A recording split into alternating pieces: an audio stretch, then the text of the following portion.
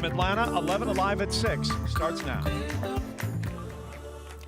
Bullets fly through a southwest Atlanta neighborhood. A 10-year-old is caught in the crossfire inside her own home. And this is not the first time police have responded there.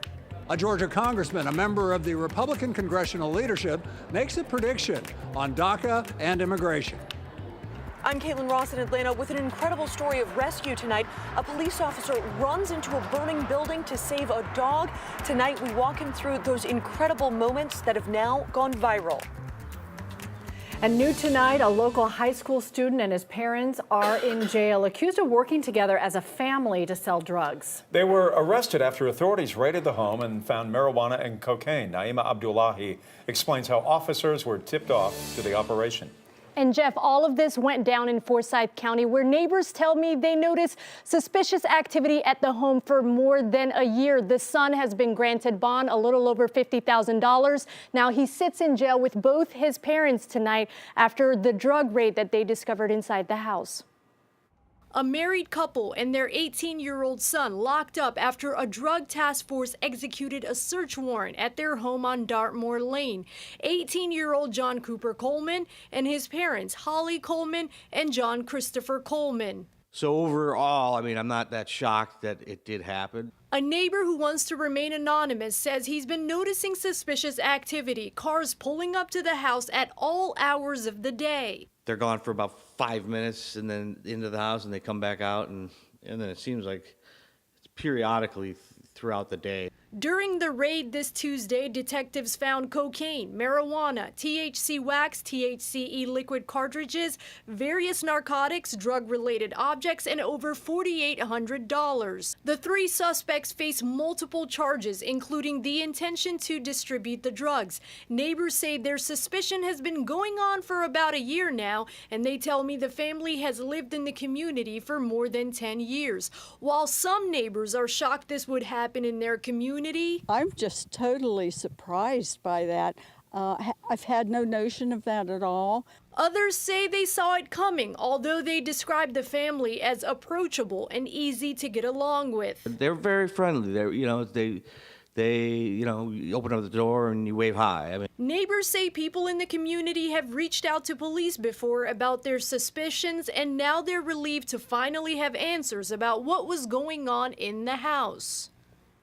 And neighbors also tell me there is a 16-year-old daughter who's currently staying with relatives. The 18-year-old will appear in court tomorrow, and we'll keep you updated on this story. Back to you, Cheryl. All right, Naima, thank you so much. People who live in a neighborhood in southwest Atlanta say they were startled to hear an intense gun battle. They say evenings there are usually peaceful and quiet. A 10-year-old girl was caught in the crossfire, shot twice while she was inside her own home. Tonight, our Latasha Givens is live at Children's Healthcare of Atlanta at Eggleston. And Latasha, hope this little girl's doing all right. Well, Cheryl, I'm happy to say that little girl is doing just fine, even though she was shot twice. But neighbors on that street say they are very concerned, wanting to know if that family was targeted. And we wanted to find out if police had ever been called to that home before the shooting. Here's what we found out. Police say the 10-year-old was watching television with her family when bullets flew through the house. Police are searching for a suspect and a motive. They're also talking about a suspicious vehicle witnesses saw leaving the scene. Witnesses say that the suspect vehicle could be described as a silver sedan with 2 doors that left the location shortly after the shooting took place. According to police records, residents living here have called 911 multiple times. No word yet on if those calls can help make sense of the shooting, but it provides a glimpse inside the home. From March of 2017 until Wednesday's shooting, someone dialed 911 at least 13 times for a range of issues, including 7 different fights in progress, a person injured, a noise complaint, and calls about an intoxicated person. And tonight, police are searching for the person who pulled the trigger who could have easily killed that little girl. Right now, they have not identified any suspects. In downtown Atlanta, I'm Latasha Givens, 11 Alive News. Cheryl, back to you. All right, we do have the description of that car on 11alive.com. Thank you, Latasha. It is an area you know, the middle of Atlanta's tourism triangle. Tonight, a major street there is shut down. Centennial Park Place is now closed for blocks because of a water main break. Thousands of you have watched this video on Facebook Live. With us today, water flooding onto the street.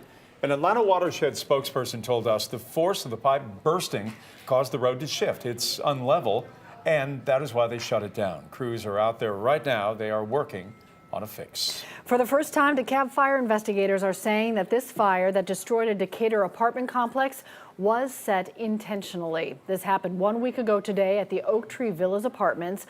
Many families were left out in very cold temperatures late into the night, and they had nowhere to go.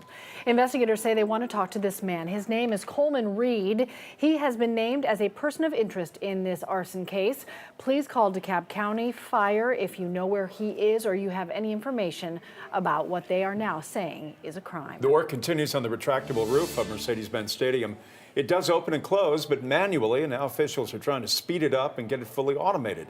11Alive Sky Tracker flew over the stadium today and saw crews hard at work. Falcons president and CEO Rich McKay told me it is a case of squeezing in the work between the events that are going on inside the Benz. They want to be able to close it at the push of a button, and they have a very specific time that they want to hit, 12 minutes. The only reason people get nervous about retractable roofs is the idea that if inclement weather surprises you, comes upon you, and all of a sudden there's lightning, whatever, and you want to shut the roof. Well, that's where the 12 minutes matters. As for the drip from the roof that we saw before the national championship game that we reported on, Mr. McKay said that when the roof is finished, which should be by the beginning of the Falcons season, there will not be any issues with any leaks whatsoever. All new tonight, some interesting reaction from some of the top 20 locations trying to land Amazon's new $5 billion headquarters. Not everyone in these communities is on board with this idea. So why are they having second thoughts about this? 11Alive's Melissa Long is taking a closer look. Melissa? Cheryl, some are saying that becoming home to Amazon's newest headquarters would come at too high of a price.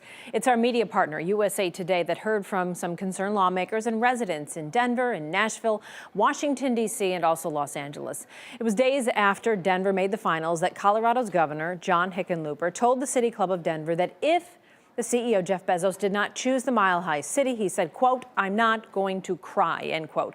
That quote created a lot of reaction, forcing the governor to backtrack.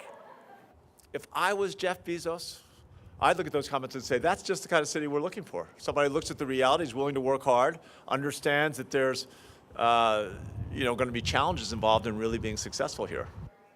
The governor is not alone in pointing out some potential pitfalls. Just look at a sampling of comments. It's John Summers out of Nashville. It says, "We have a housing crisis now, and all this would do is throw gasoline on the fire."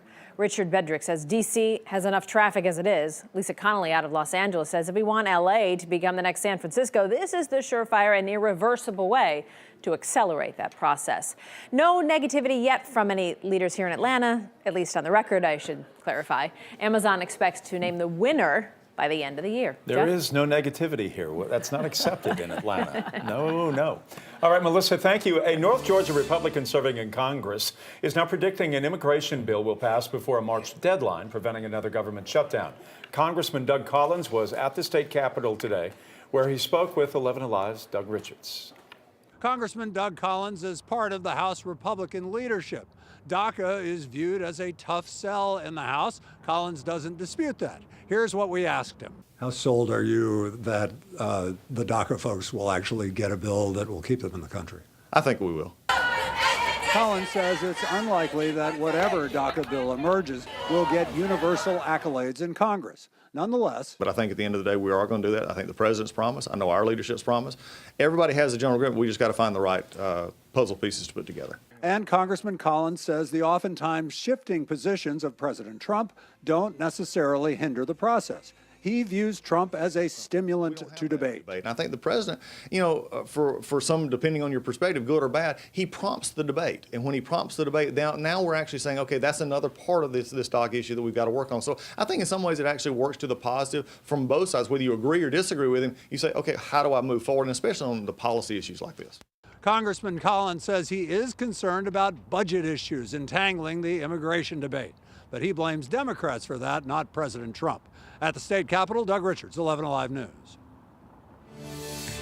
I'm meteorologist Chris Holcomb from the 11Alive Storm Trackers. We are tracking the retreat of cold air as temperatures today about 5 degrees above the average. While we're enjoying the warm air, we'll have a few rain showers mixing in, but that'll move out before the next surge of cold air moves in. I'll have the timing of all of this for you coming up.